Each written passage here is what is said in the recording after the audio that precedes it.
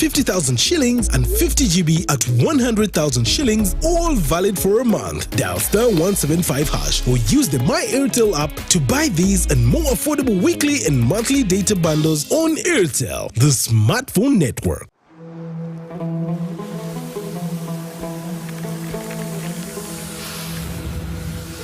A World Cup in the desert? The first one in the Middle East. The first to be held at the end of the year? That's crazy.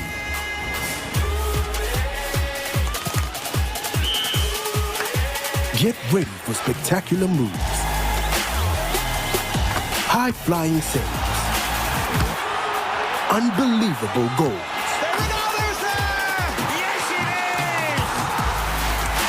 Out of this world celebration.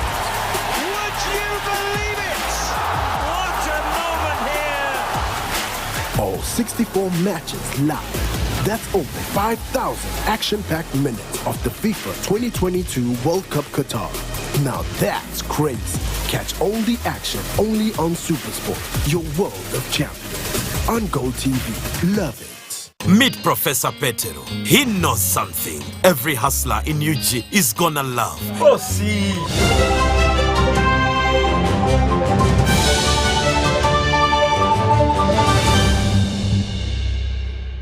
Yes, welcome to News Tonight. This Tuesday, the 19th of July, 2022. Let's start with a look at the top stories we have in this bulletin.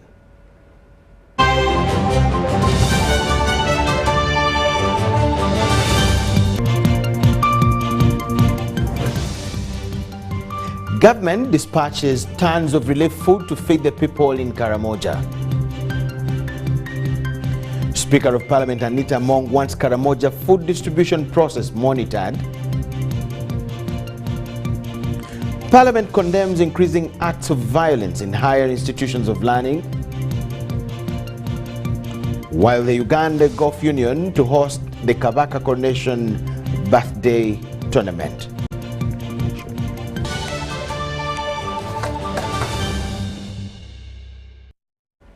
Thank you so much for tuning in. My name is Michael Jordan Lukomwa. Elizabeth Nakakoni joins us for the sign language section of the bulletin. Minister for Relief, Disaster Preparedness and Refugees, Hilary Onek, has dispatched 775 tons of relief food to feed the people in Karamoja. This is in response to the food crisis in the region, and government will feed the people of Karamoja for 3 months. Ivan Kahwa has the details to this.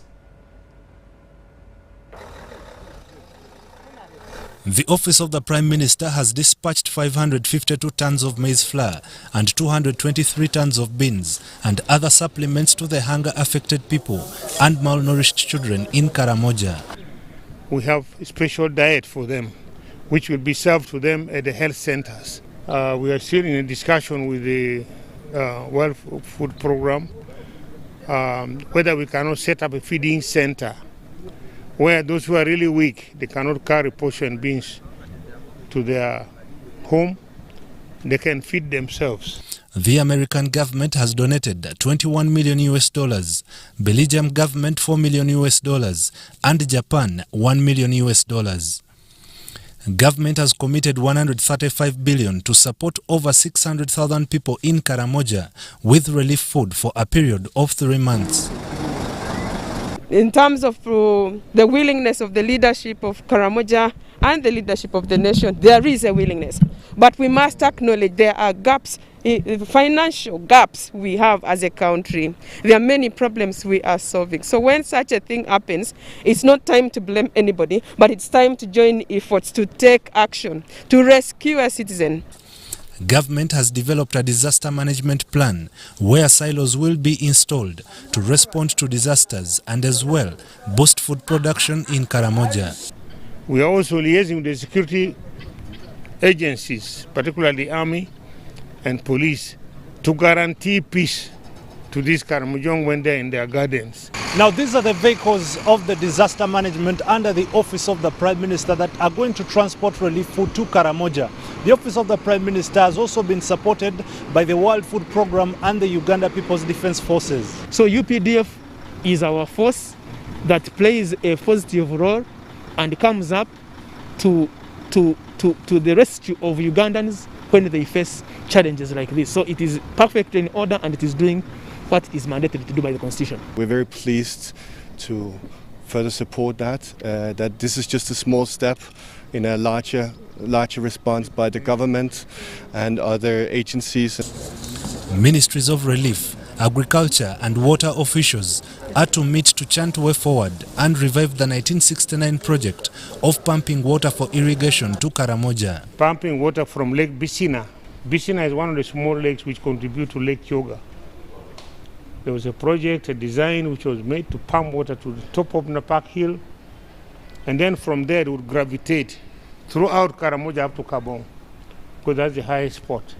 For the past 3 days, government has supplied 1,590 and 700 tons of maize and beans respectively to the districts of Kotido, Karenga, Moroto, Kabong, Nabilatuk and Napak. Ivan Kahwa, UBC News in Kampala.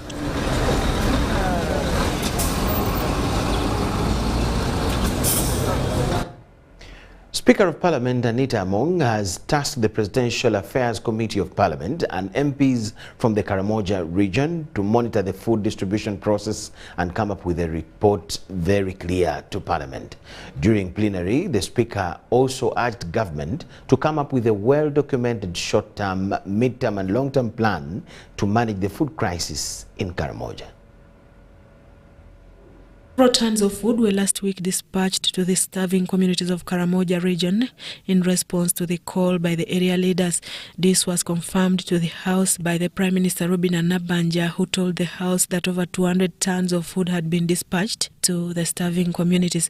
However, a section of members of Parliament are still not in terms with the said food dispatch and the mode of distribution.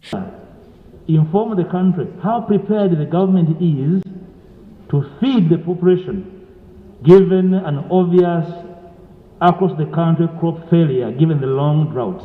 With the contingency fund that this Parliament appropriated, we shall handle the situation. Some members propose that a select committee be instituted to follow up on the matter. This House ought to come up with a legislation that strengthens these district disaster management committees.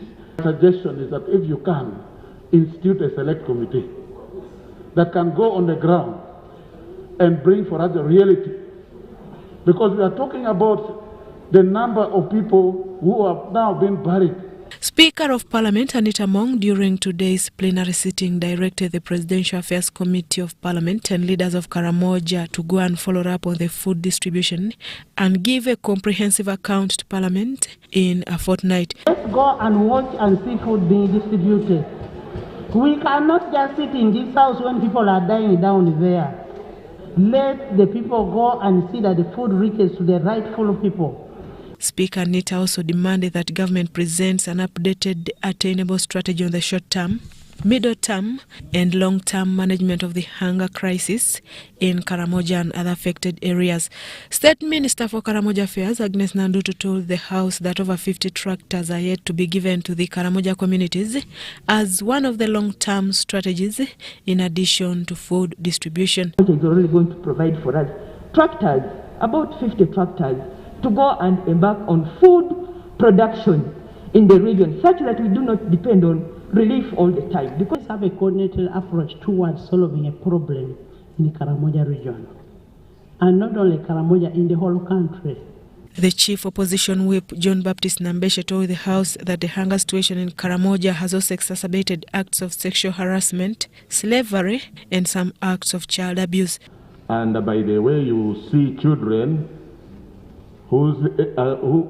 children of 14 years below, crushing stones and loading on those trucks. The hunger in Karamoja was escalated by the drought that hit the region and insecurity. Susan Naong and Gloria Gwitabinji reporting for UBC TV.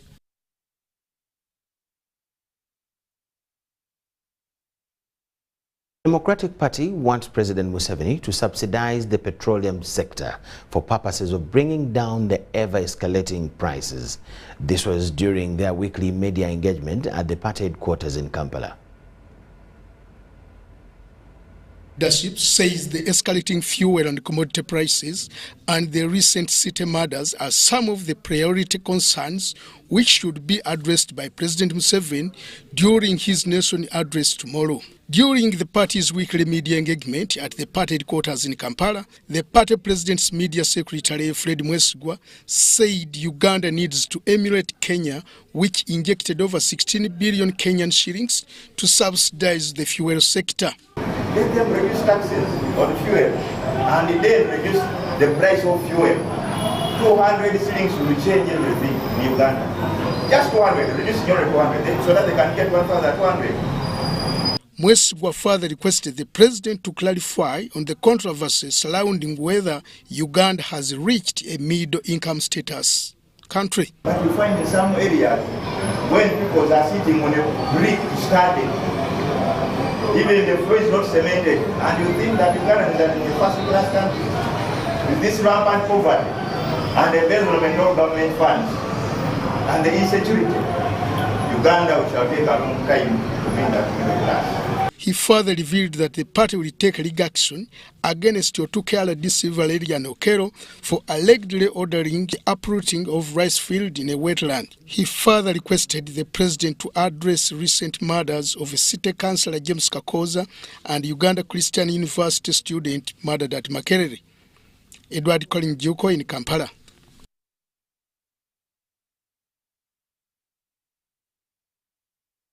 Finance, Planning and Economic Development has announced the release of public expenditure funds of Q1 for the financial year 2022-23 amounting to 4.676 trillion excluding the debt. In the same brief, Permanent Secretary and Secretary to the Treasury, Ramadan Govi, also gave an update on the economic status of the country. For this financial year comes at a time of increased inflation caused by the COVID-19 pandemic effects on economies. This has prompted the Finance Ministry to derive expenditure limits based on available resources. No recruitment should be done without clearance from Minister of Public Service after ascertaining availability of adequate wage from this ministry. Accounting officers are required to ensure that every promotion and redeployment of staff made to a different cost center is backed up by adequate wage provision. The Q1 release has been constrained by the state of the economy, especially the effort of government to coordinate its fiscal policy with the monetary policy to arrest the inflation. Wages for public servants have been appropriated 1,695.8 billion shillings as opposed to the projected 1,595 billion. Non-wages 1,829.2 billion shillings as opposed to the projected 3,429.2 billion shillings. Development 596.738 billion as opposed to 2,380.4 billion shillings, while arrears to government suppliers 661.947 billion as earlier projected. Accounting officers must prioritize payment of service providers on time and clearance of domestic arrears to avoid further accumulation of arrears and penalties. As you've heard, I've provided all of the money for arrears, despite the tight situation in which we have to operate. I'm mindful of the need to support those small businesses which supply government to get their money on time. However, civil society is concerned that despite the plans to utilize the parish development model to improve livelihoods, there still exists glaring gaps in local government administration that could hinder its success. Less than that, please do not send money for the parish development model. The second item, PSST, is limited adherence to public finance management rules and regulations. We are cognizant of your letter dated 7th July, where you suspended accounting officers at the local government level. A move we fully support and appreciate. But PSST, we know this is just not about submitting budgets. We know it is also about submitting progress reports on a quarterly basis. We know that even the financial year is ending. We know a number of them are likely even not to submit their financials for the end of the year. We think it's high time that more whip is done for errant accounting officers who do not follow these public finance management regulations, especially even on areas. As you try to clear them, more accounting officers are creating them. Government also updated the media on the economic status, addressing various challenges being faced by the public and private sector. What is clear about this Q1 expenditure releases brief and the state of the economy address is that government is fully aware of the prevailing inflation and the impact it has on livelihoods. What is left now is to see how effective the implementation of the suggested measures will be. Reporting for UBC News, Wadulo Mark Arnold in Kampala. The Inspector General of Government, Betty Kamea, has implored Wakiso district leaders to work together in the fight against corruption. She also encouraged the public to provide information that can help in recovering stolen funds, as the whistleblower will receive 5% of the recovered money.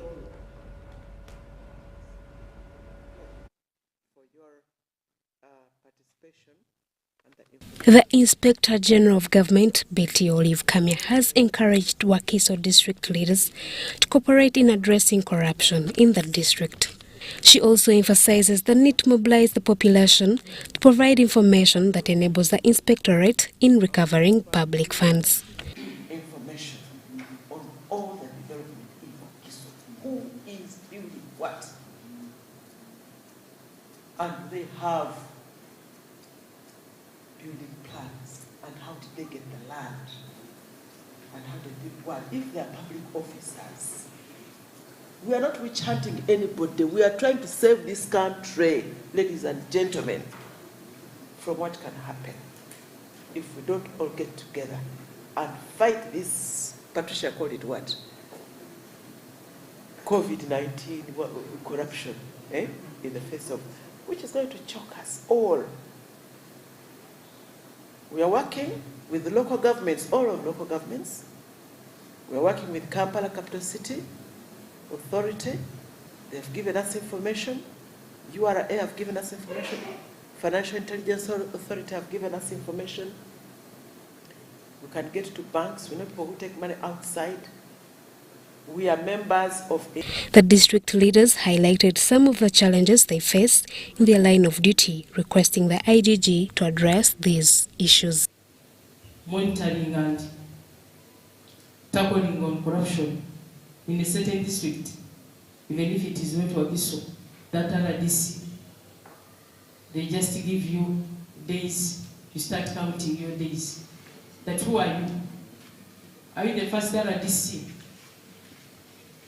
to monitor government programs? They start intimidating us, threatening us. So that is why I'm requesting That you. is who? Cows or politicians? No, most especially politicians. But what I request you, Honorable IGG, in the future, you should also organize. We have over 2,000 schools and so, with one pickup, double cabin for the education. Now, how can you ensure that the inspectorate is working, the inspector of schools? And even the other one, the one vehicle present, is not fueled. Marian Wumcha, UBC.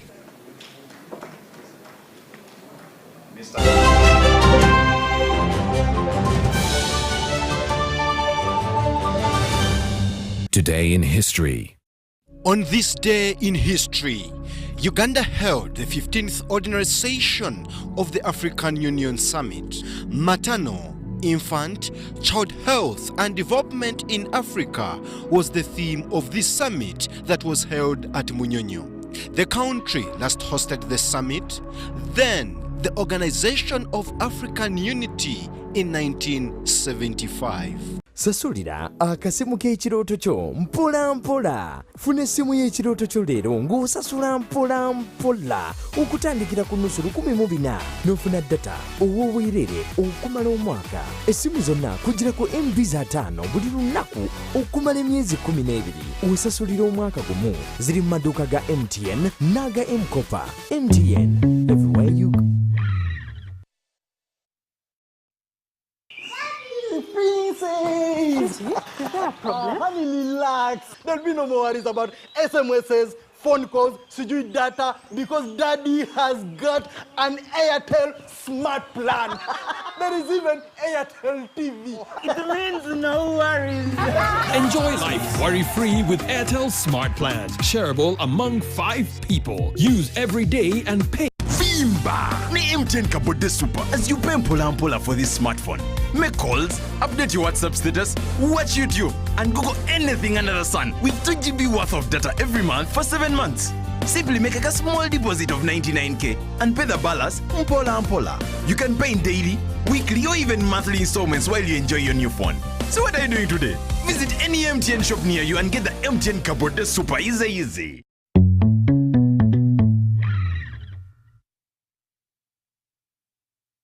Do you need data collection services, data analysis and reporting, monitoring and evaluation systems? Then contact Mold Technologies, a professional research firm that has provided many organizations with timely research solutions for over 15 years. For more information, visit www.mt.co.ug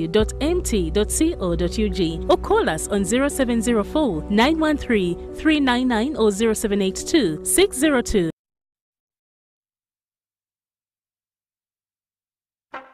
The Uganda Bureau of Statistics, in collaboration with the Ministry of ICT and National Guidance, the Ministry of Local Government and PDM Coordination Secretariat, is undertaking the Parish Development Model PDM baseline data collection required to inform the implementation of the PDM. The PDM goal is to transform households still in subsistence to the money economy. The data will be collected from the households in the country by parish chiefs, supported by other qualified staff appointed by the respective local government. All the information collected will be treated with utmost confidentiality. This is to appeal to the general public to cooperate with the data collectors by providing correct information. For more information, please contact the Office of the Public and Media Relations on 0755 342 128 or 0414 706 000 or 0783 026 780.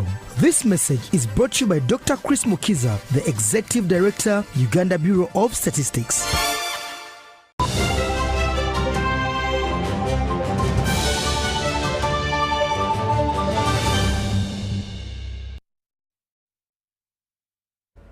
UBC News Tonight. Welcome back from the break and thank you so much for keeping it with us.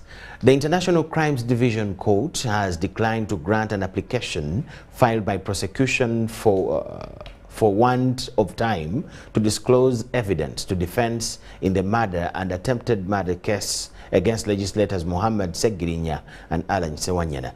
All parties appeared in court for pre-trial of the matter. However, prosecution was not set, thus requesting court for a month to prepare evidence. Justice Jen Alviza, in declining to grant the application, was of the view that the matter should be heard expeditiously. The 7 accused persons, including legislators Muhammad Segirinya and Alan Sewanyana, appeared at the International Crime Division Court in Kororo for the pre-trial of the matter on charges of murder and attempted murder. Other accused persons include Serwadda Mike, Mwonge Jude, Wamala Bull, Mugera John, and Jackson Kanyike. Within the last court sitting, court ordered prosecution to avail defense with a disclosure in this matter. This was impossible. When prosecution appeared in court empty-handed, Prosecutor Richard Vumbuka asked court for more time. So, my lord, it is our prayer that we have this matter adjourned to enable us complete that exercise. Yeah, my lord, we brought that under Rule 7 of the pre-trial proceedings. Prosecution's prayers were, however, objected to by the defense legal team. My lord, it is unjust that 30 days have since elapsed since then. There is no single piece of evidence the state has disclosed to the defense. And immediately the DPP would embark on that course or process of locating the residences of these particular witnesses, if they so wished to interface and interact with them, to ascertain whether they needed any form of protection. Nothing stopped them from doing it. Justice General Divisa declined to grant prosecution prayers. We shall have a conferencing and determine whether to proceed ex parte or inter parte, and also fix the hearing date. But you know it's a long procedure, so we have to start on it now. Make sure you have 2 weeks to get your witnesses ready, because remember they all have to consent to the witness protection. You cannot protect someone who doesn't want protection. Justice Ali Divisa, however, directed that the pre-trial hearing will be conducted on a weekly basis starting on 28th July 2022. The state is directed to make all necessary steps to ensure that this matter exceeds expeditiously. Yes. Every Thursday for the next form, which we are hearing the pre-trial. At the next hearing shall proceed in the presence of all accused persons. So I'm issuing prison notice. I want all the accused persons in court.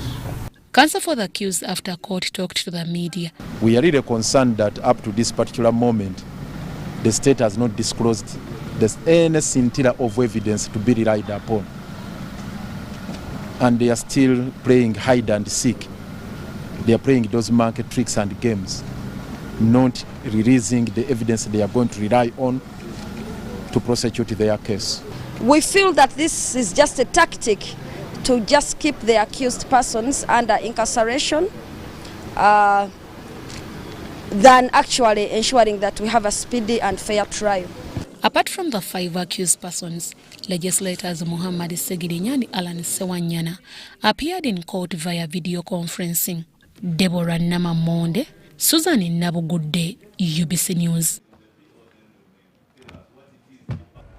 The National Resistance Movement has officially presented its candidate before the Electoral Commission to vie for the Soroti East parliamentary by-elections. Herbert Edmund Ariko's nomination was officially handled and confirmed by Soroti City Returning Officer Christine Ayu. Ariko, who was accompanied by high-ranking party leaders, promised to make Soroti the city that it should be. It was business unusual in the Teso city of Soroti in eastern Uganda as NRM prepared to present Herbert Ariko before the Electoral Commission. The awaited moment came a few minutes to 1 o'clock when Ariko arrived at Electoral Commission offices for his nomination. Ariko is seeking Soroti East parliamentary seat. He was cleared by City Returning Officer Christine Ayu. So I, Christine Ayu, being Returning Officer for Soroti City, pursuant to the Parliamentary Elections Act 2005, declare Ariko Herbert Edmond Okoro duly nominated as candidate to contest for election as Member of Parliament for Soroti City East Division constituency in Soroti City. Congratulations.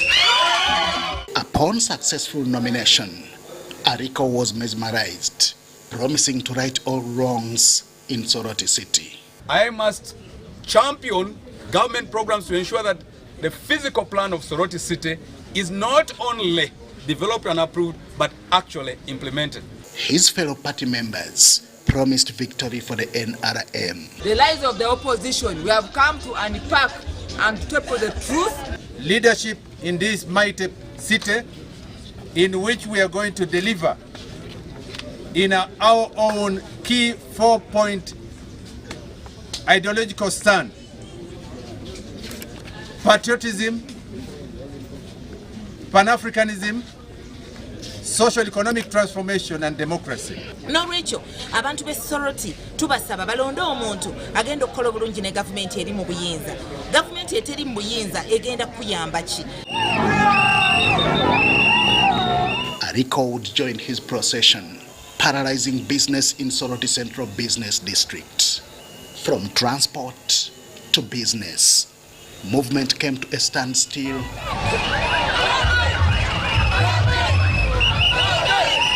As he headed for a rally at Morwa Pesuru Primary School with promises and commitments. Nominations are complete, and what remains is harmonizing the campaign program. Our cardinal role is to have free and fair elections, which we have always upheld. So different people can have their different opinions, but I mean there are those who believe in us and we also believe in ourselves. So we are here and we promise you that we shall have a free and fair elections, and I know there shall be acceptance at the end of the day, because we all know that in an election there's a winner and a loser.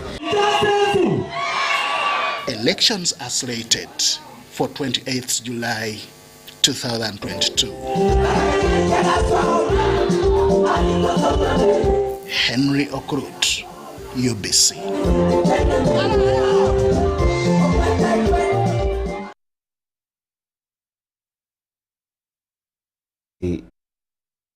Parliament has condemned the violence that led to murder of Bewate Betungura, a UCU student of laws who was murdered during the guild elections campaign of Makerere University.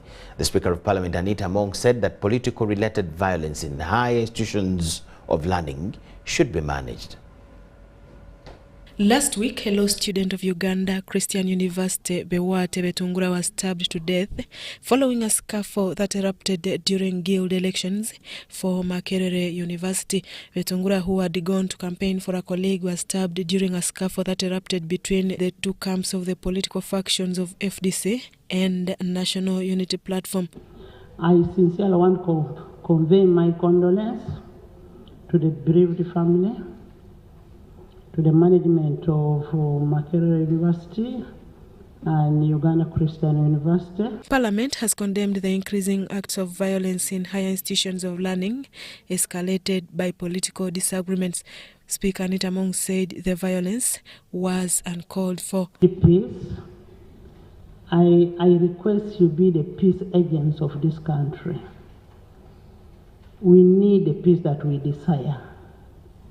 We cannot lose a person over a campaign.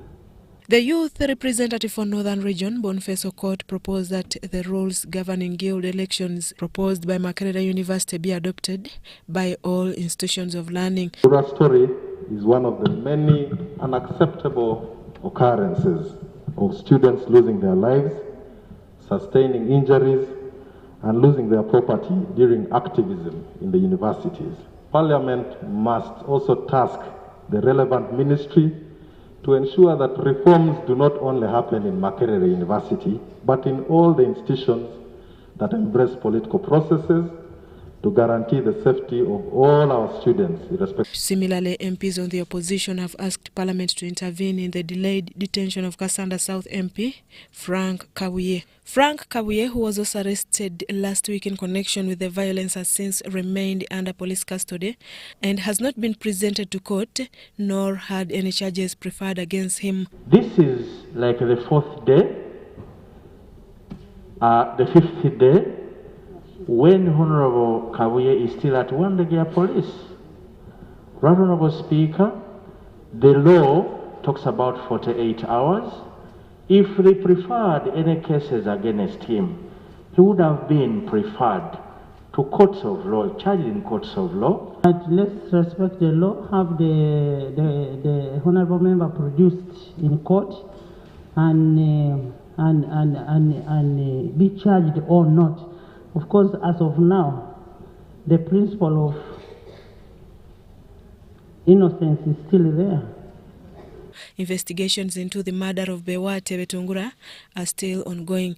Bewate Betungura was on Saturday laid to rest in his ancestral home in Buguru sub-county in Kamwenje district. Susan Naonga reporting for UBC TV. Yes, thank you so much, Susan Nunga. But according to news coming in, the MP Frank Kabuye has been released on police bond with all the people that he was arrested with.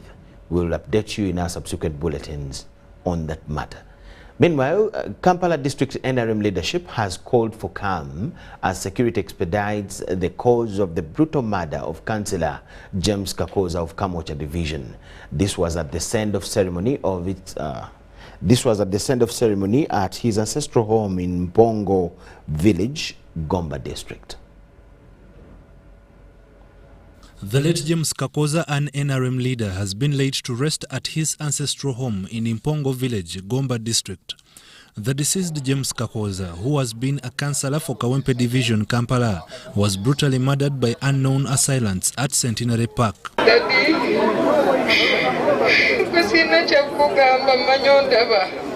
Era manyo ino obulumi bwoli naite kuba mukazi mugumu sijja kuswaza dadi omusaayi naziza emale omulokozi. The grieved politicians say the country has lost a devoted patriot, politician and businessman. Abadde mukunganya namwe abasigadde muleme kubera fitina muleme kubera nswa buli muntu asali okulanga Kakoza mutwala omuzigo wa Kakoza. Abaana baffe balina emirimu wa recommendations za Kakoza abadde tuyimirizawo nnyo nga bavubuka abadde ffenna tuwa ekitiibwa tafaayo oba ofaanana otya y'omu ku bakansala abadde basinga amaanyi. The politicians call for harmony and appeal to police and security agencies to investigate the brutal murder. Omukulembeze gwanga vaayo abantu bakabidde abantu baabwe tuleme kubeera nti no security eriwo. Tubuze ekibuutikidde eggwanga lino kyekyobukirudihu saagala busosoze saagala kwogera byanjwanjwa saagala tukulimba tubeere nga tuli omuntu ki tusobola okukkiriza nti Kakoza badde muntu mulungi nga tukoze ebyo Kakoza byabadde atambuza nga ba NRM tubabuulidde mwe bannannyini muntu ono ripooti bwetefuluma kwaba National Unity Platform tugenda gifuluma. His memorial service was led by Mpongo Church of Uganda in Gomba District. Over 50 million shillings was realized in condolence, including the 10 million shillings cash from the President's office. Robert Waiter compiled this report. Former UTV icon James Luguida has also been described as an economist who left a legacy in the media industry. During a requiem mass at St. John's Cathedral, Chirinya, the late Luguida has been hailed for contributing towards the Sports and Economics Department of Uganda Television. Uganda Broadcasting Corporation Managing Director Winston Agaba attended the service.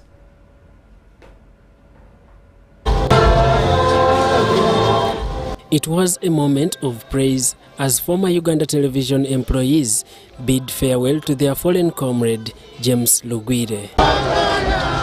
The Managing Director, Uganda Broadcasting Corporation, Winston Agaba, and employees of UBC attended the Requiem Mass at St. John's Cathedral, Chirinya, to celebrate the life of the late James Luguida, who died of blood clot on 17th July 2022.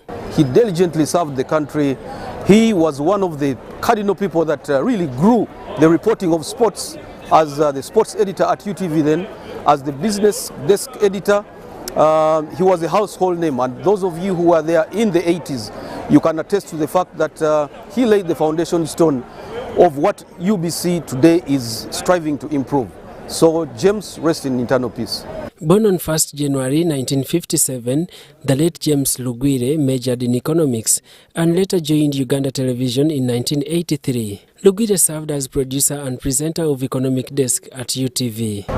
Was very astute at the economic issues, and at that time the Uganda Revenue Authority, which sponsored his program Economic Desk, really took off from that time. People got to know what Uganda Revenue Authority was from that program Economics Desk.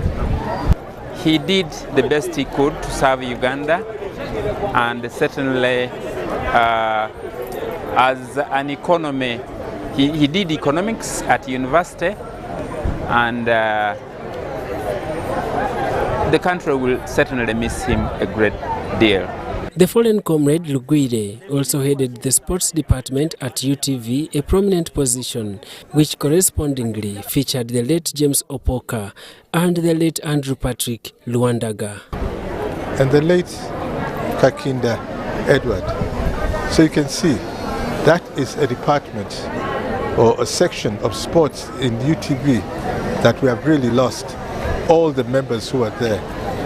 The late Luguida will be laid to rest at Bumanha Village, Bukanga Luka District on Wednesday 20th July 2022. Daniel Mugoya, UBC News. May his soul rest in eternal peace. Leaders in Kotido district are living in fear following constant attacks and murder of colleagues in the district. Kotido District LC5 Chairman Paul Komol Lotte says that most leaders who are engaging in disarmament have become targets to armed warriors. This comes after Kapeta Sub-County Speaker Daniel Ngorok was murdered together with his expectant wife Jennifer Akidi at their shop in Lobanya Trading Center in Kapeta Sub-County Kotido District. Attacks on leaders and service providers have become rampant in Kotido district. The Speaker of Kapeta Sub-County, Daniel Ngorok, together and expectant wife Jennifer Akidi, are latest victims murdered by suspected Karamoja warriors. Circumstances that led to the murder are being investigated. They came determined for the two. And also, you know, other thing here, people normally fear to talk. There are a lot of information in the community, but so far what we have got can lead us to the killer.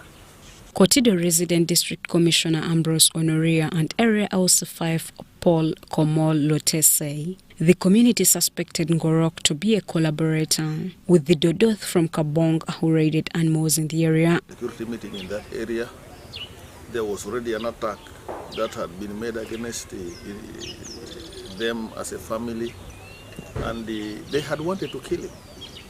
And we convinced the people that no, he's an innocent person. Now, our investigations show clearly that they accused him for calling those raiders to come and raid the cows. Following that, a meeting was called, which was attended by the community members, the opinion leaders, including the Kral leaders and the Kral people, to iron out and to dig further and find out if in case there is any truth in that allegation. And to us, we thought that was a matter that had been resolved and these criminals had forgotten that. Little did we know that these people were still having bad intentions. Komol says many leaders who engage in disarmament in Kotido have become targets to armed warriors. The Kotido are not safe. We are not safe as leaders. We are just surviving on a God's mercy. Let me tell you, this business of disarmament, it is a risky job. However, Honoria and Komol are not happy on how UPDF detained Igira Nakolitodo, a profiled notorious warrior who recently surrendered the gun. Very angry. They have already gone around and slashed some people's compound, and they have already made threats on the leaders who actually convinced Museveni to surrender.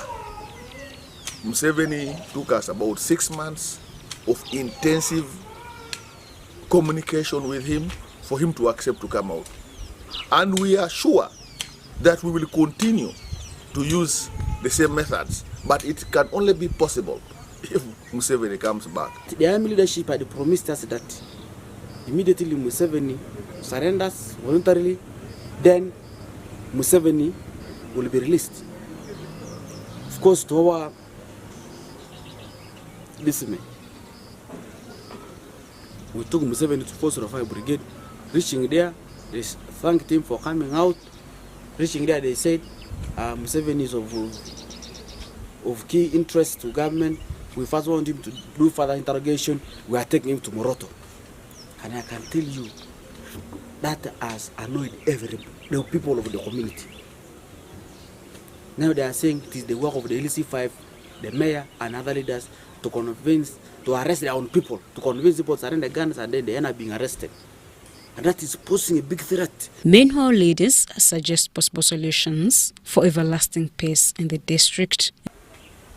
As long as cows are raided and we are able to recover them, that gives the population confidence that yes, there is no reason why we should continue having these guns. The best we can do, let us have the guns surrendered back to the security forces. Then now the issue of protection entirely will lie on the security forces. We convince the community, we give them the assurances, and they practically see the recoveries and also the animals not getting stolen.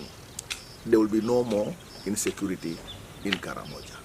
This year, Napompom chairperson was gunned down by unknown assailants. Kamoru Sub-County Speaker and Giso Abraham Lochan were shot dead, and the social worker survived with injuries, among others. Atomic Energy Council, in collaboration with UCC, have signed a memorandum of understanding that seeks to regulate non-ionizing radiation. The agreement will ensure safety of the environment and infrastructure under Uganda Communications Commission so that there is no harm to humanity. If there is no coverage in the area you're in, there will be no service. You will not be able to have quality of service. But for that coverage to be realized, they have to be musts. Atomic Energy Council has been regulating ionizing radiation devices used in hospitals and industries with high risks. The partnership between Atomic Energy Council and Uganda Communications Commission covers non-ionized radiation to ensure safety of people and the environment. We hope to carry out activities jointly and share information, skills and knowledge in this area. The Atomic Energy Council Act of 2008 mandates it to collaborate with UCC to ensure that people are safe from the effects that may arise from infrastructures under UCC. So this area we are collaborating in, according to our rating, is of a lower risk than the one we have been handling for ionizing radiation. But it did not mean that this was to be ignored completely. We feel it is timely because by now we have gathered skills, knowledge, competence and resources to also address. Uganda Communications Commission Executive Director Irene Kagwase Wankambo says they are cautious about safety of the environment and the people. Because we see it as an opportunity to leverage the capacity we have in terms of equipment, in terms of technical skills, in terms of even the network, so that we can work jointly to make sure there is continued development of ICTs in Uganda, but in a manner that continues to make people safe. The agreement seems to answer concerns from the public and political fraternity that have raised questions on the safety of masts. And we have said, of course, the world over, the research is showing that there are no risks at the moment. But we are exercising caution and saying, let us collaborate. Non-ionizing radiation does not have a grave impact on the DNA. Such sources include telephone masts, high power voltage lines, power substations, MRIs, microwaves, and phones. Mtoni Hilda, UBC. Here comes a very short break. Let's enjoy it. Keep it with us.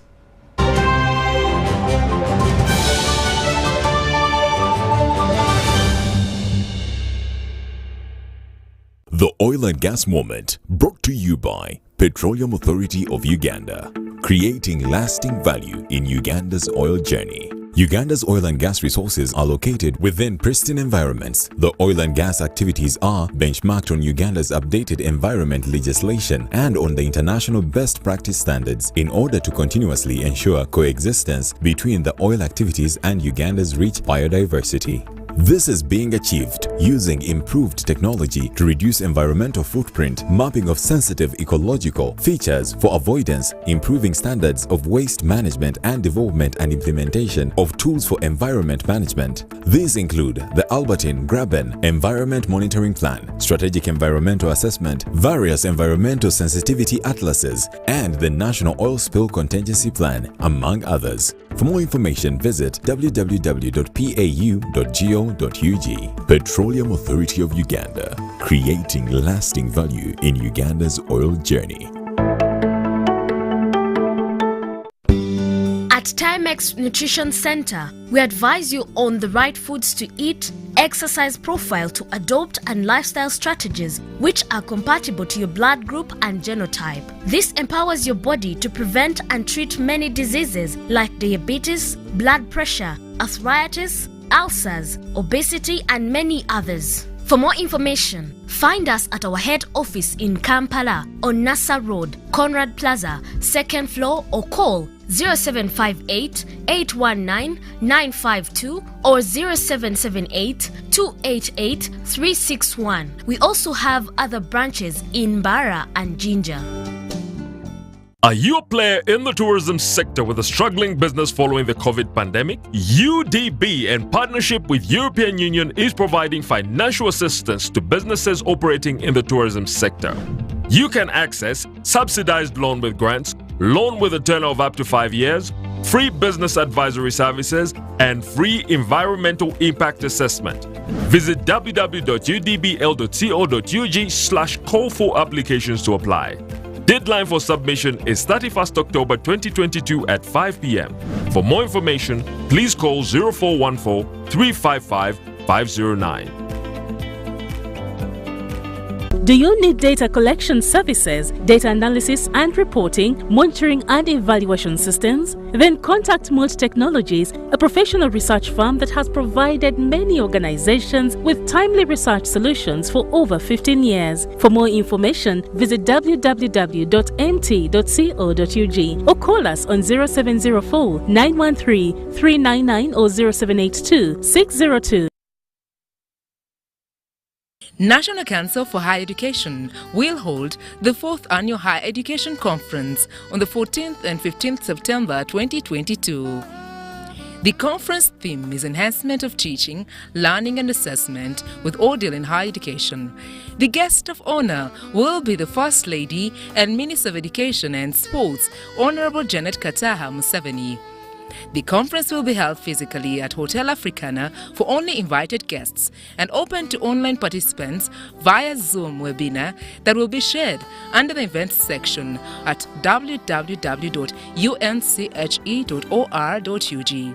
The keynote speakers are Ezra Nazim, Senior Fellow of Higher Education Academy UK, Professor Henk Gerald Sola, a Dutch organizational theorist and Emeritus Professor of Business, Engineering and ICT at Groningen University, the Netherlands. The National Council for Higher Education is receiving papers from researchers and scholars for publication in the Uganda Higher Education Review, Journal of National Council for Higher Education. For more details, send inquiries to cmuhumuza@unche.or.ug, info@unche.or.ug, or call 0783 040024 or 0704 800926 plus 256 39 32 62 140/4.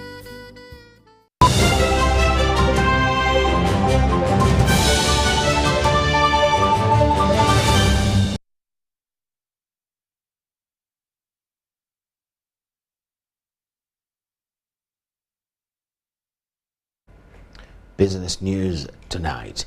Uganda and South Sudan public and private sector players have reaffirmed their commitment to scale up trade and business partnerships for mutual benefits. The pledge for improved bilateral and trade ties have been made at the ongoing South Sudan-Uganda Business Forum in Juba.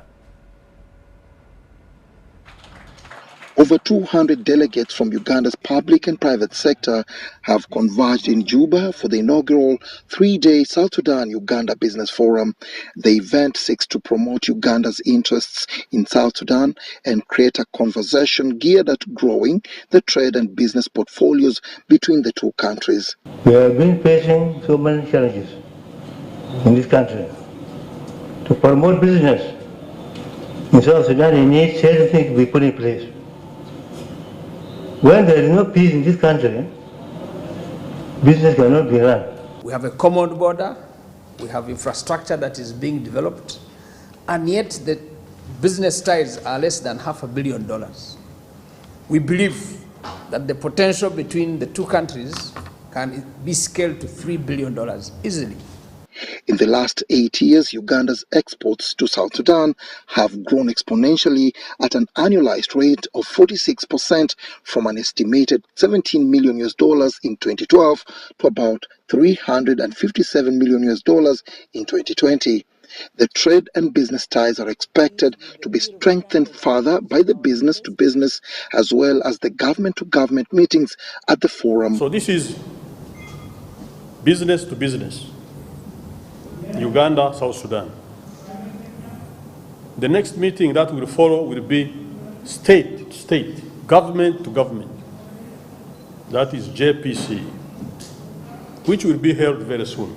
Right from Koboko, Ajumani, Moyo, Gulu, name it, where the South Sudanese, they are doing the same businesses the Ugandans are doing. And the one in Kampala especially, most of them have shops, restaurants, saloons. Although Uganda is South Sudan's biggest trading partner in the region, the nature of most enterprises being operated by its citizens are either petty or small scale that ideally should be ring-fenced for the locals. Otherwise, we have some business people who come here, but at the end of the day you found that they even don't have that particular capital that can really make a good businesses here. You see, what we need here is that you make your business and also you make developmental activities. That is to say, you have to build. It's not only collecting money and then you go and develop your country. This is unbecoming. Since gaining its independence 11 years ago, trade between Uganda and South Sudan has thrived, notwithstanding with a couple of challenges. The guns have gone silent in this vast and resource-rich country of South Sudan, opening up significant business opportunities not only for Ugandan entrepreneurs but for anyone ready to explore new markets. Dennis Igoa in the South Sudan capital of Juba. The Acting Director, Industrial Training Directorate at the Ministry of Education and Sports, Dr. Patrick Byakatonda, says that the lower secondary school curriculum will equip learners with hands-on skills. He says the new lower secondary school curriculum is the beacon of hope for upscaling vocational training in Uganda.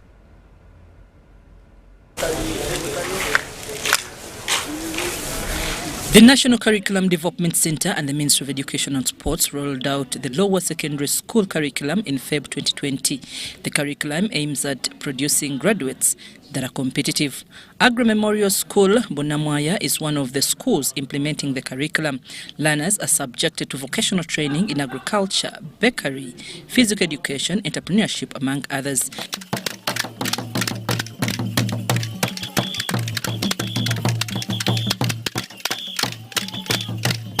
Acting Director, Director of Industrial Training at the Ministry of Education and Sports, Dr. Patrick Byakatonda, says this approach is in response to the demands of the world of work, where schools are required to produce learners who are competitive. Viewing the projects, so many projects have been done.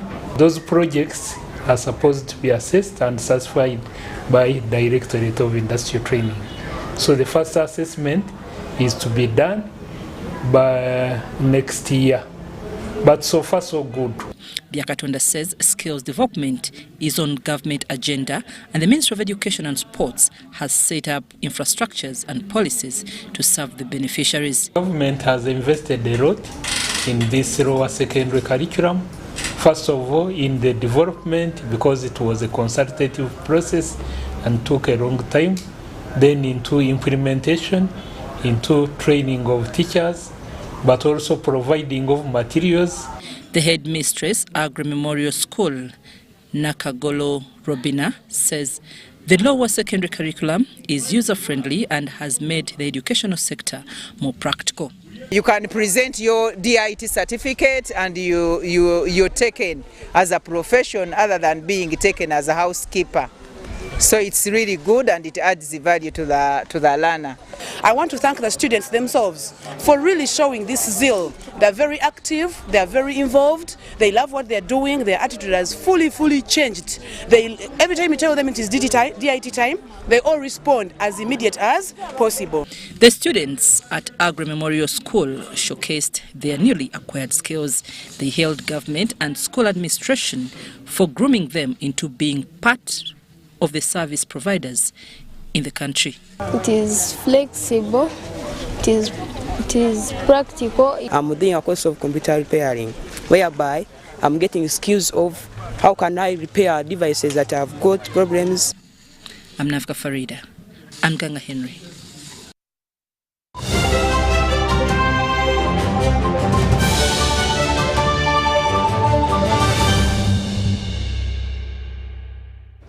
The Uganda Golf Union will host the Kabaka Coronation and Birthday Run, the birthday tournament. The tournament, which will be held this weekend after 2 years lapse due to effects of COVID-19.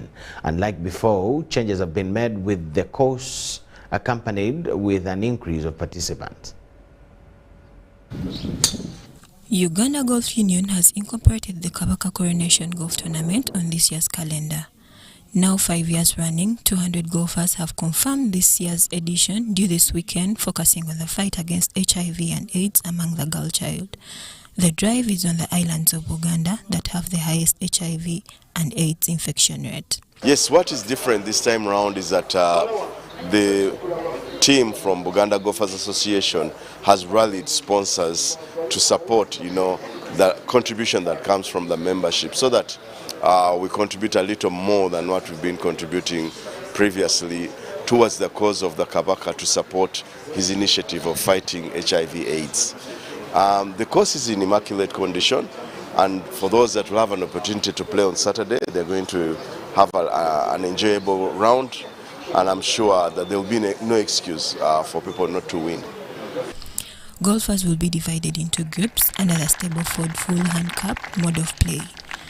Buganda Kingdom decided to have sports events as precursor events before the 31st July that hosts the main Kabaka birthday celebrations. The contributions that have always been made since this tournament started, because if we look back, it started about 5 years ago, and all these contributions have been made to the Kingdom of Uganda in the fight of these diseases which Kabaka is heading. Therefore, we have seen the fistula disease, which almost was wiped out because of the contribution of these people. These people are partners, because we started and these people just add on their contribution. The Kabaka of Buganda is expected to tee off the day together with other Buganda dignitaries. The Kabaka Coronation Golf Tournament was started to unite different regions of the county as part of the celebrations to mark Kabaka Muwenda Mutebi II 29th coronation festivities. Valeria Tumhechi, UBC News.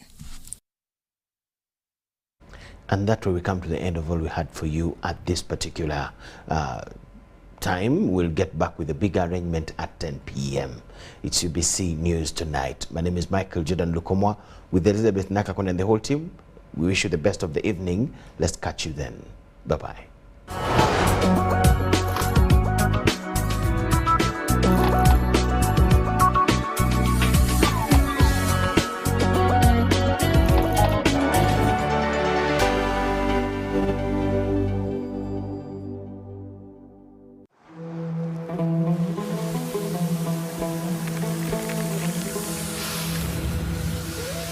World Cup in the desert? The first one in the Middle East. The first to be held at the end of the year? That's crazy.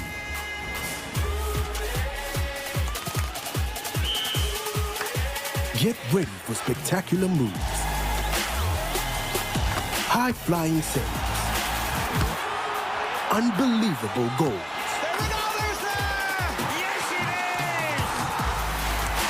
Out of this world celebrations. Would you believe it? What a moment here! All 64 matches live. That's over 5,000 action-packed minutes of the FIFA 2022 World Cup Qatar. Now that's crazy. Catch all the action only on SuperSport, your world of champions. On Gold TV. Love it.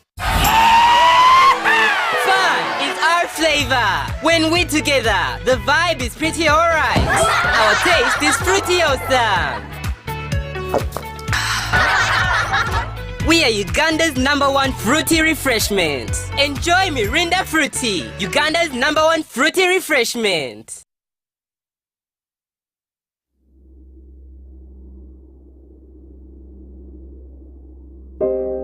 I remember the lockdown, when the streets were empty and our lives disrupted, when businesses closed and our livelihoods hung in the balance. Hospitals were full. We lost loved ones, jobs, and hope. Our children couldn't study anymore.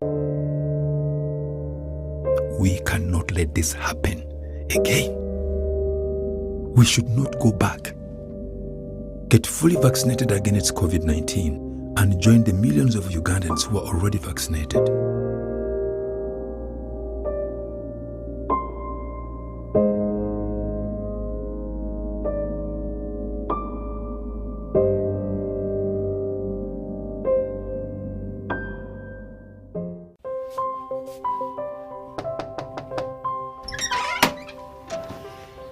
Alice, I need help.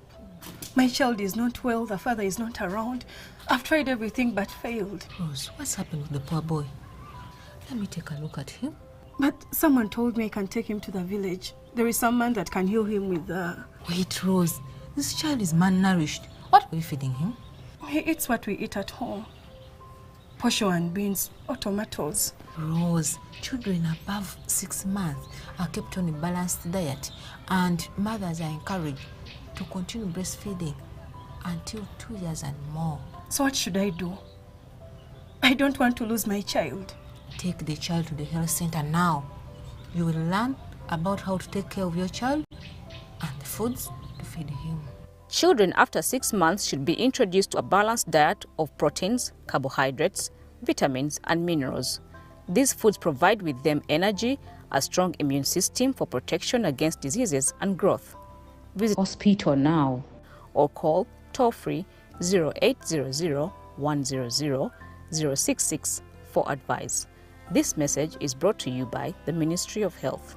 Get connected today with the My Airtel 4G smartphone and enjoy free data for 1 whole year worth 86,500 Uganda shillings. That's free 2 GB for the first month and free 1 GB for the next 11 months at only 250,000 Uganda shillings with free data for 1 whole year worth 86,500 shillings, making the effective price of the 4G phone 163,500 shillings only. Airtel, the smartphone network. Did you know it is mandatory to have all births registered and a birth certificate issued? Failure to do so attracts a penalty of imprisonment or a fine. It's proof of age and belonging to parents, protects and provides children with legal rights from crimes and abuse like defilement and child labor. Give your children a good future today and have their birth certificates. For more information, visit the NERA office in your area or visit our website www.nera.go.ug. This message is brought to you by NERA.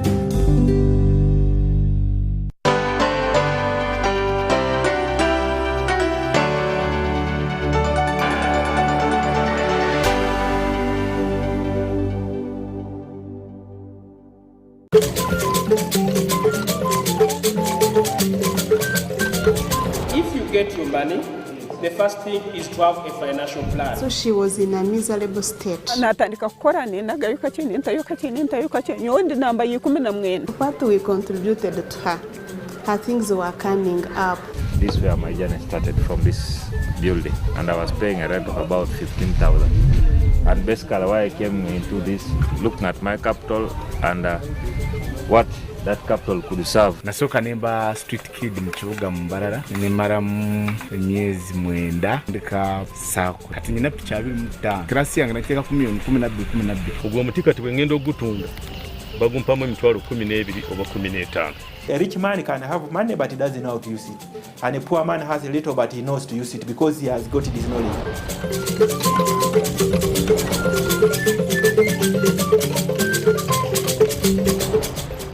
Dear viewers of UBC TV, we most welcome once again to the Sacco Matters program, where we get issues related to Saccos. I want to once again welcome you to this program, and tonight we are going to discuss your questions. You have been giving us a lot of questions from the programs we've been running, and tonight we say let's devote this program in answering those questions. And I'm very much privileged that tonight that I have one of the senior trainers in Saccos, and they are an expert in Saccos, and they will be actually demystifying all your questions as we do. If you are unable to finish them, we will have another program that we can do, but we believe by the end of this program we should have answered most of the questions that you have been putting forward to us. And I want to thank those who have been reviewing and at the same time giving us questions which are forming part of this program tonight, such that we can be able to understand. That also shows that you have been reviewing, listening, and understanding that this program is contributing to your knowledge and skills. And I think Saccos outside there, you should be encouraged to be able to understand, tune in this program, and be able to appreciate how Saccos work, because this program brings you people who understand how Saccos operate and they can give advice. So once again, watching this UBC inspiring you, we're inspiring you with knowledge. So I want to welcome this program.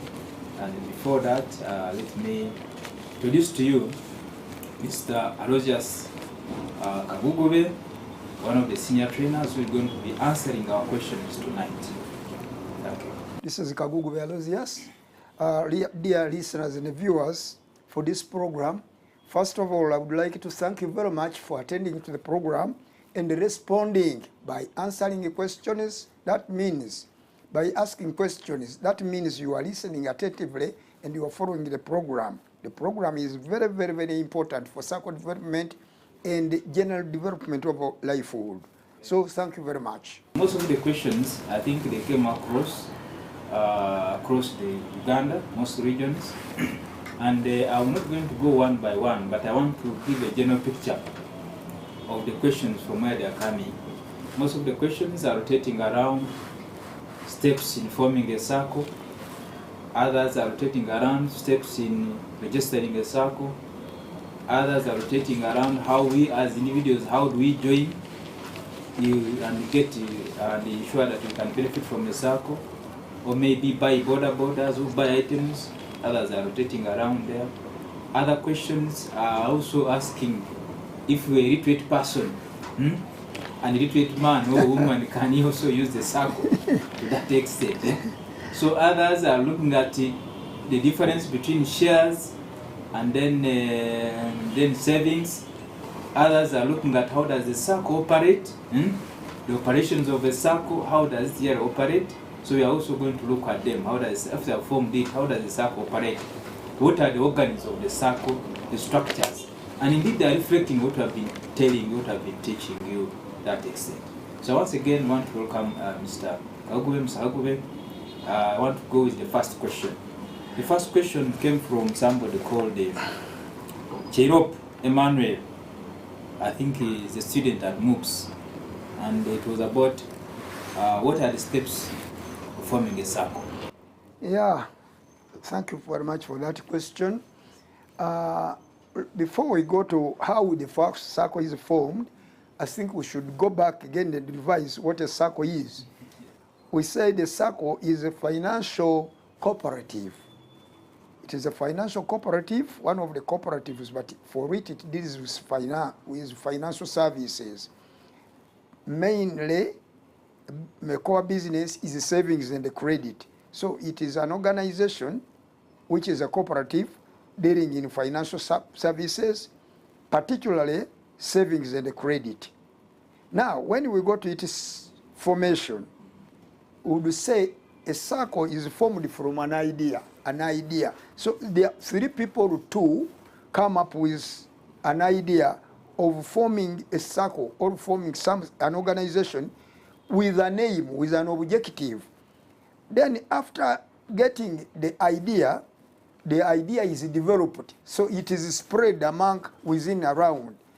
Now, when it is spread, those people who have agreed to come along with the idea come together and come to a meeting. Say, let's formate a meeting, and in that meeting, the idea is sold to more than 5-6 people. Idea must have an objective. Say, for example, where do we save our money? If we want to borrow some money, where should we go for borrowing? The commercial banks are far away. The interest rate is so high. If we go to money lenders, it is so exorbitant. I think if we can form ours here, it will be useful. So it is formed from an idea. An idea is developed. A development is sold to so many others. Then a meeting is held or a training. If they have no trainer, they can come to us. We train them of how a Sacco is formed. And if within that training, or if they held a meeting, in that meeting, if there are more than 30 people, they can take a decision or a resolution to form a Sacco. So I would say it starts with an idea. An idea is developed. Those people sit for mobilization and sensitization and the training. Then those people who have accepted sit down and they pass a resolution to formulate or to form a Sacco. Okutwalira awamu basebo ne banyamba batuwuliriza, Sacco etandika, Sacco kibiina kya bwegasi oba kitongole kya bwegasi kikola ku mulamwa ogw'okutereka n'okwewola. So it is a financial services, kikola ku byansimbi. Naye mu kukitandika kijja na kirowoozo, abantu baba 3 oba 4 5 ne bafuna ekirowoozo. Naye ekirowoozo ekyo nga kizimbibwa ku musingi ogw'okugamba nti balina obwetaavu, tugambe ekyokulabirako. Ffe twanditeresebwa bannaye ku kasente kaffe nga tukafunye. Ye bwe twandyagadde okwewola twewolewa, ekyokulabirako bayinza kati waliwo manerenda wali awola ssente. Naye ate ng'awolera ku muwendo munene, akakadde ayagalamu mitwalo 3 omwezi. Tunaazijjawa. Banka ennene ziri wala. Oba ne bwe ziba okumpi, interest yazo nnene nnyo. N'olwekyo ekirowoozo kyaffe tukizimbire ku mulamu ogugamba nti tweteerewo ka banka akaffe wano mu kyalo, kabanga ka banka. Kati bwe bakkaanya 3 4 batunda ekirowoozo ekyo kye tuyita development, idea development. Kiri kibadde idea generation. Kakati mu nkola eyo bayinza okwekunga ne batuulwa olukiiko ne basaasaanya ekirowoozo kino nga bali mu lukiiko, oba bayinza okuyitiramu omusomesa omukugu nganze Kagugube oba omuntu omulala yenna amanyi ebya Sacco n'abayisomesaamu oba n'abateeramu information entuufu ne batandika ekintu nga kizimbiddwa ku musingi mutuufu. Then oluvannyuma lw'omusomo ogwo bonna nga bategedde, senga bammemba abali mu lukiiko olwo oba mu musomo ogwo basukka 300 bayisa ekiteeso kye tuyita formation resolution. Ne bagamba ffe ab'ekitundu gundi oba Mundeeba oba Bannakawa mu kitundu kya tutaddewo Sacco yaffe gye tutuumye set, oyinza okugamba nti Nakawa Farmers Sacco oba Nakawa Stage boda Sacco okusinziira ku kitundu n'obwetaavu bwabyo. Naye nga batandika na idea ne ba developed, ate mu idea ne bateekamu omusomo ogw'okwekunga basalewo nga bawezeeko, bwe basukka 300 then basobola okutandika Sacco. Muteesa Sacco eyitibwa savings and credit. Muteesa ku ssente ez'obwa memba. Awo ne mugamba memba anaasasula mmeka okubeera memba. Generally tuteekwa okuba siringi mutwalo oba gumu kitundu okusinziira kye musalawo. Buli Sacco esalawo obwa memba nga bo bwe balabye. Ekyo mukisalawo kuba ge mateeka ga cooperative nti memba okufuuka memba oteekwa okusasula obwa memba. Then waliwo ssente endala ze tugamba eza share oba omugabo. Okubeera memba omujjuvu ogula omugabo oba emigabo. Omugabo oguli standard omulembe guno gwa mitwalo 2. Ziri zigambe mutwalo gumu oba gumu kitundu, so omugabo mitwalo 2. Ekyo kyawufu. Ssente ziri ez'obwa memba zikufuula member era zifuuka za kibiina ekyo zezikola emirimu gy'ekibiina operations fund. Ate shares zezizimba capital base kubanga ekibiina kya savings and credit kati zino shares bwe muzikuŋŋaanya mwenna oba muwaza abantu 2,500 okutuuka ku 1,000 sente ezo zonna zigenda ku account ey'emigabe ey'okuwola ng'esente ezo zemwewolako ekigendererwa kyammwe kiri kituukirire tuneewolangawa kati muzimba ekitamu mwe muneewolanga nga mugula shares. So ne ku lunaku olwo musalawo ti share cost ejja kuba ya siringi tugambe $200. Bulijjo membership eteekwa kuba wansi wa share cost. Bwe mugamba nti obwa member bwa $1,000 ate share cost eteekwa kuba waggulu. So eyo yenkola. Nga bumaze okusalawo ekyo mulonda akakiiko ke tuyita interim committee. Ezo zonna steps interim committee y'abantu nga 5 kubaako chairperson, vice chairperson, secretary, treasurer ne committee member. Akakiiko ako nga ka kiseera kyetuva tukayita interim. Akakiiko ako ng'omulimu gwako gwe gagenda okukola kwongera kusaasaanya kirowoozo, mobilization nga kakunga abantu, sensitization nga kagenda kababuulira obwetaavu n'ekigenda okuteekebwawo, era n'okusomesa. Muyinza okutuula emirundi ng'eno oba 3 nga mukola ekyo ng'akakiiko ke kakulembeddemu ako ke muyise interim committee. Then era mu interim committee omwo nga kagenda kajja kusolooza ne ssente kuba kubaako n'omuwanika. Mujja kukola kye bayita recruitment nga muyita mu misomo egyo nga muyingiza bammemba okuva ku bali 3 nga mugenda mweyongerako. Era olw'okuba kuliko omuwanika nga kasolooza ne ssente ez'abammemba zituyisa Sacco funds, membership, shares ne ssente eddala zemuzamanyisiza tugambe ng'ez'akatabo ka passbook ne leja oba n'ekintu ekirala kye muba mutaddemu okusinziira ku bwetaavu bwammwe nga bwe mulaba. N'olwekyo bakuŋŋaanya ssente. Kakati ekirala ekikulu akakiiko ako kye kakola kwe kulaba nga kateekateeka engeri y'okuwandiisa ekitongole ekyo kye mutaddewo mu mateeka legalite nga kakolagana bulungi nnyo ne district commerce officer kubanga bino ebya Sacco ba district commerce officer biba bikulembera naye ne bwe muba mu ggombolola muteekwa okuyita eri ggombolola cooperative officer ow'eggombolola eyo n'abatuusa ku commerce officer owa district eyo. Kati abakulu abo kubanga commerce officer yalikiikirira registrar owa cooperatives mu buli district. So omukulu oyo mumweyambise nnyo era buli ekyetaagisa okukola ajja kibabuulira. Bwe muba temutuukiridde ffe oyo commerce officer abali okumpi ajja bababuulira. So awo kwe kuwandiisa ekitongole ajja babuulira mujja kufuna obutabo bwe bayita obwa bylaws baba bagulize oba mugende mu bugule mu ewa registrar of cooperatives e Kampala oba commerce officer abo baleetere abateekeremu ebigambo ebintu byonna ebiteekwa okujjuzibwa mugende muwandiise ekitongole kyammwe. Nga mumaze okiwandiisa olw'okuba bakuŋŋaanya ssente muyinza okutandika ne ssente zammwe nnyingi. Tetwagala abantu babeere na ssente z'abantu mu nsawo. Muyinza ogenda ne mu banka be muwadde akakiiko bayinza okusalawo ne bagenda baggulawo akawunti mu banka ebali okumpi ti bwe banaatambula tebajja kufulumya ate ssente nnyingi nnyo ez'ekitongole ne bagenda baggulawo akawunti ssente z'abantu zibe nga zikuumibwa bulungi. Then oluvannyuma banoonya n'ekifo premises office we munaakolera bwe munafuna ssente zipangisa office muyinza okufuna ewa munnammwe mu garage.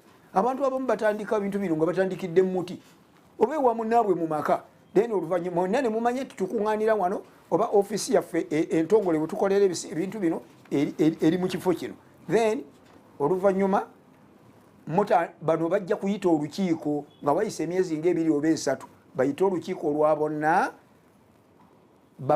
babayitiremu mu bintu bigenze ekitongole kati tuli bammemba bwe bati tukuŋŋanyiza ssente za saving bwe ziti shares twakatunda bwe ziti tulinawo ssente bwe ziti twagulawo akawunti mu banka gundi. Kaakati mu lukiiko olwo olusookera ddala lutuyita first annual general meeting mulonda olukiiko olujjuvu lwe tuyita executive committee ya Sacco oba board mu lukiiko olwo.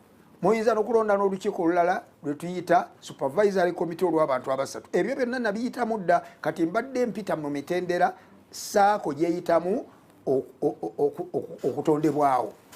Dear viewers, you are still watching UBC TV and you are watching Sacco Matters program under which we are answering questions that are arising out of the programs that have been broadcasted in the previous times. So tonight we preferred answering your questions.